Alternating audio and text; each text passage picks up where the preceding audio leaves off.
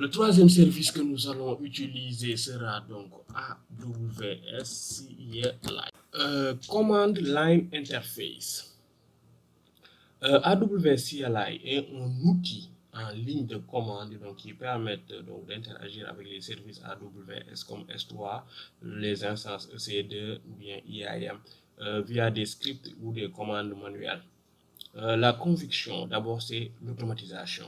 AWS CLI permet d'automatiser donc les interactions avec les services AWS comme le téléversement ou le téléchargement donc de fichiers depuis ou vers un S3. Son efficacité. Les commandes CLI donc sont plus pratiques que l'utilisation donc de la console AWS avec des tâches répétitives ou complexes. L'intégration, l'AWS CLI s'intègre facilement donc dans les scripts shell, les pipelines CI/CD, les outils d'automatisation comme Ansible, Jenkins, nous les verrons plus tard. Donc son importance pour le projet donc Lift and Shift Strategy. Donc sur notre ordinateur local, l'AWS CLI est utilisé donc pour téléverser l'artefact généré donc par Maven vers notre bucket S3. Sur l'instance EC2, c'est-à-dire App01, l'AWS CLI donc, est installé donc, pour télécharger l'artefact depuis notre bucket S3, comme vous le voyez dans l'écran, et le déployer donc, sur le serveur Tomcat. Comment nous allons faire donc tout ça? Premièrement, donc, nous allons installer et configurer donc, sur notre machine locale. Donc, nous allons installer AWS CLI par exemple via install AWS CLI. Nous allons configurer les clés IAM. Nous allons donc téléverser l'artefact avec des lignes de commande que nous verrons. En deuxième partie, donc, nous allons l'installer et configurer donc, sur notre instance EC2. Donc voilà. Son importance donc pour nous les DevOps est que l'automatisation donc des workflows.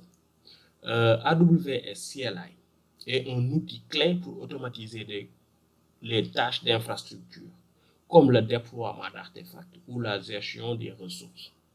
L'intégration CI/CD, Continuous Integration ou Delivery Integration. Donc les pipelines CI/CD utilisent AWS CLI pour s'intégrer donc avec S3 ou EC2 ou d'autres services, donc ce qui rend le déploiement fluide. Flexibilité. AWS CLI supporte presque tous les services d'AWS, ce qui offre donc une interface unifiée pour nous les DevOps. Le scripting. Les DevOps donc peuvent écrire donc des scripts shell ou Python utilisant donc AWS CLI pour gérer donc des environnements complexes. AWS CLI donc est indispensable pour nous les DevOps car il permet une gestion efficace et automatisée des ressources AWS, ce qui réduit considérablement les interventions manuelles. Et enfin, les instances EC2, nous les avons vues. Amazon EC2, donc c'est ce qui signifie Elastic Compute Cloud, fournit donc des instances donc de calcul virtuel dans le cloud. Donc dans ce projet-là en cours, l'instance App01 exécute donc un serveur Tomcat pour déployer l'application vProfile. Les convictions qui nous font utiliser EC2, c'est d'abord son hébergement d'applications. EC2 donc permet d'exécuter des serveurs d'applications comme Tomcat pour héberger des applications web. Sa flexibilité, c'est-à-dire les instances EC2 peuvent être configurées avec différents systèmes d'exploitation, comme nous l'avons vu, taille et logiciel donc selon les besoins. Sa scalabilité, EC2 donc supporte l'autoscaling et l'intégration avec des load balancers pour gérer des charges variables.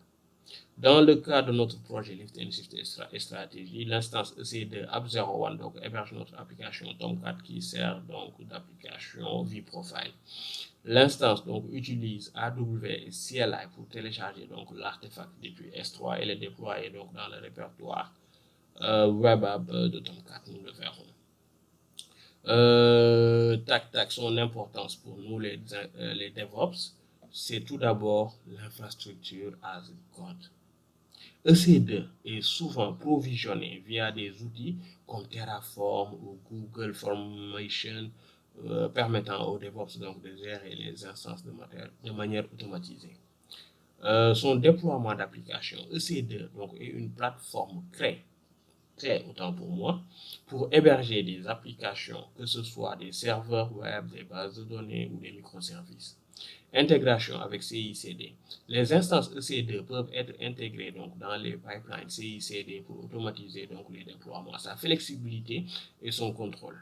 Les DevOps donc, peuvent personnaliser donc, les instances pour répondre aux besoins spécifiques des applications tout en utilisant des rôles, par exemple AEM ou pour sécuriser les accès. EC2 donc, est un pilier pour les DevOps car il offre une base flexible pour exécuter donc, des applications dans le cloud tout en s'intégrant avec d'autres services AWS pour des architectures modernes.